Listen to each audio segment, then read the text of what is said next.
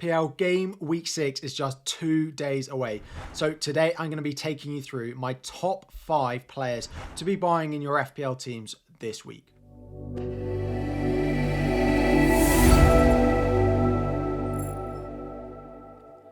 What is up everyone, FPL Harry here and welcome back to another video. Today it is time, game week 6, top 5 players to buy across defenders, midfielders, forwards. Who are the players that need to be top of your transfer targets this week? Before we dive in, 1,000 likes on the video is always the aim. So close to 81,000 subscribers, so if you are new around here, do hit that subscribe button. A little bit of another football shirt quiz for you. I'm wearing a New York City FC football shirt. It has a very, very famous footballer on the back of it. Let me know who you think it is, and hint, it's not Frank Lampard, who I'm sure is going to be the first one that you guess, knowing I'm a Chelsea fan. But playing in the same colours is, of course, Manchester City, and the hot topic of game week 6 is Julian Alvarez, the man that has filled the shoes of Kevin De Bruyne so far this season with him being out injured. He's up from 6.5 all the way up to, well, 6.8 at time recording on Wednesday evening, but predicted to go up to 6.9 million overnight.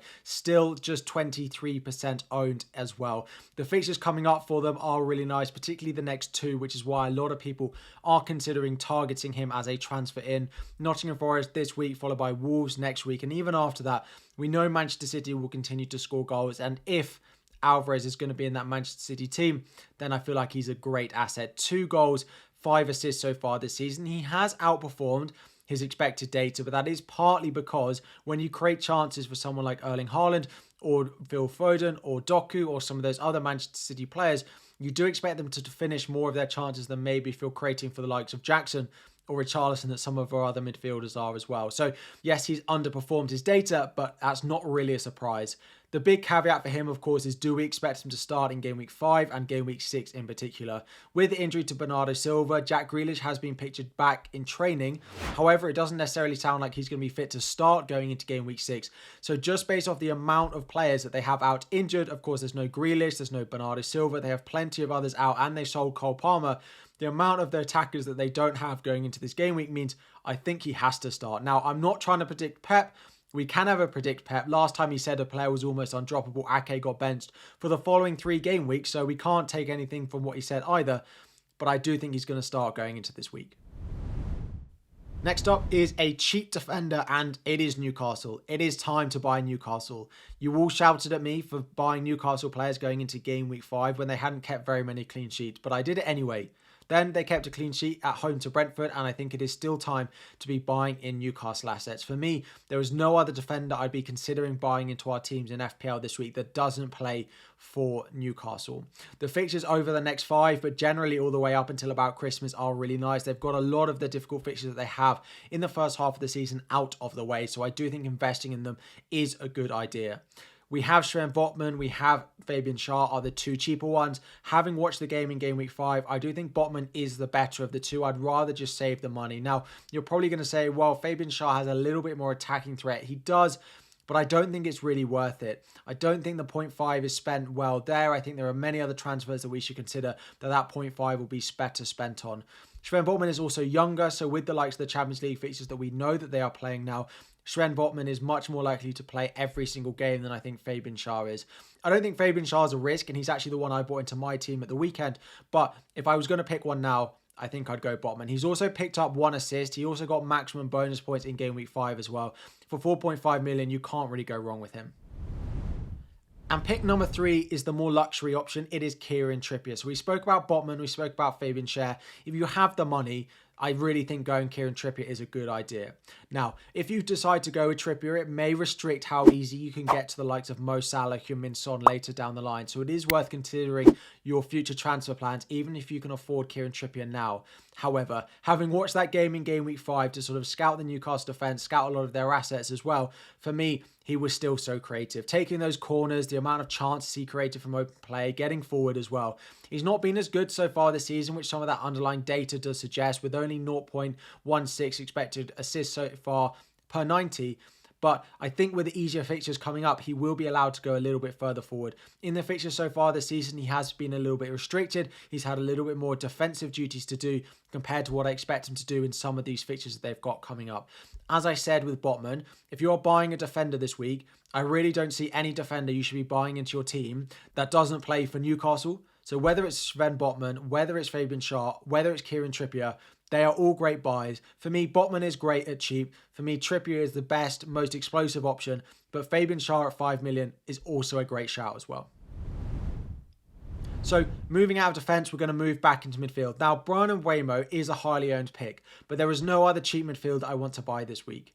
The fixtures are still there for Brentford over the next 6 game weeks with 4 green ones and the 2 red ones. Now, answer for me, Manchester United away and Chelsea away, I've put as red fixtures, but for me, they're not really red fixtures. If they were at home, they definitely would be grey, but I put them as red here because I didn't want to offend anyone, but I don't even think they're that difficult as well.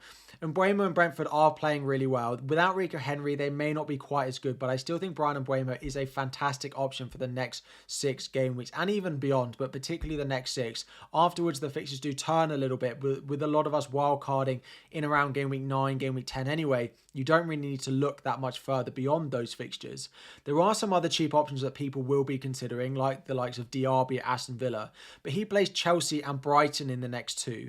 I spoke about that in my transfer plans video this week. I have Bruno Fernandes that I'm not happy with in my team, but I already own Mbeumo and I can't get up to Mo Salah. Son has a difficult fixture and I don't really want to sell Bruno Fernandes to Diaby. Bruno Fernandes away at Burnley, or I could go and potentially, have Diaby against Chelsea. Doesn't really feel like a transfer. So although Diaby looks like a fantastic asset, I don't really think game week 6 is the week to be buying him.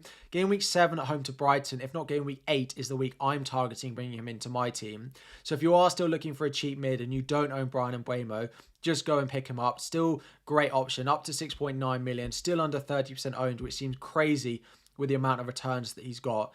If you're considering selling someone like Maddison, I still wouldn't do that. Fernandes or Rashford, and you can't go up to the likes of Salah, and you already own Mbeumo, I don't think any of the other options are worth it this week, so I would just hold on to them for 1 more week.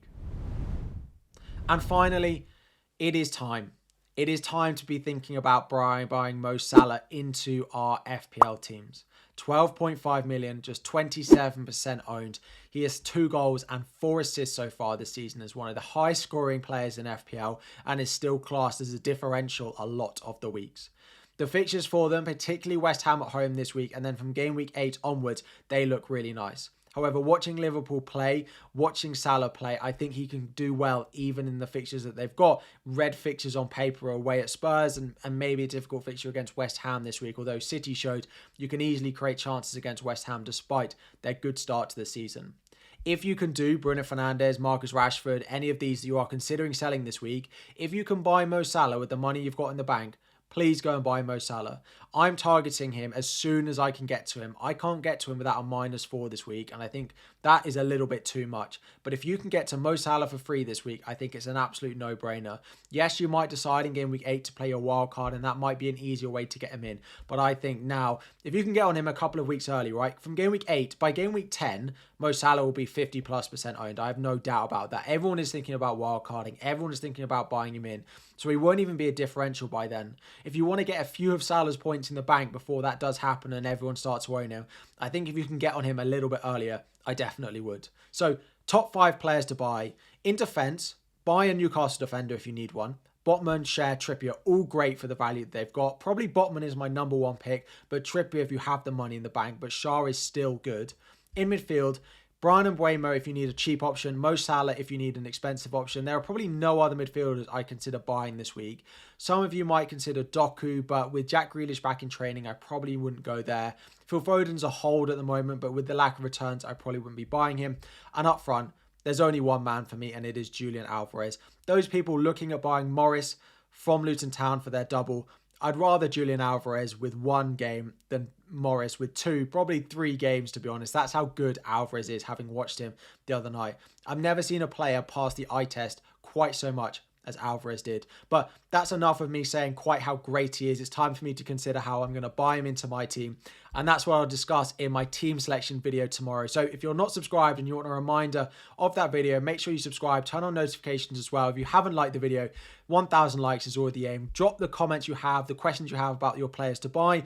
Are you considering wildcarding as well? Drop it all in the comment section down below. Thank you all for watching. Good luck in game week 6, and I'll be back again very soon.